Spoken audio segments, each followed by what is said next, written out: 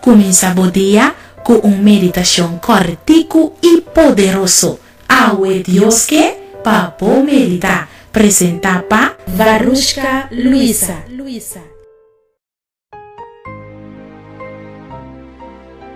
Felizmente, uma nossa felicidade está sentada no mundo aqui.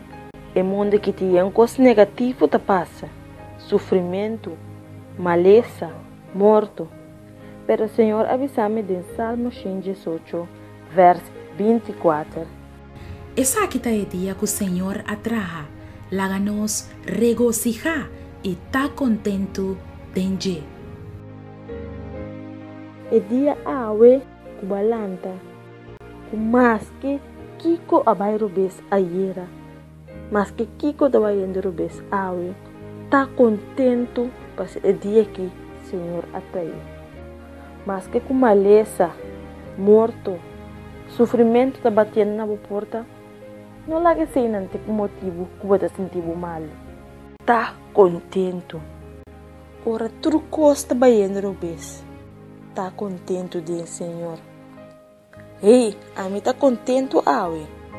Porque o Salmo 118, verso 24 tá bisame. Essa aqui é o dia que o Senhor atraja, laga-nos regocijar e tá contento dentro. Ânimo, tá contento. Me saca o por. Um dia super bendicionado, papo.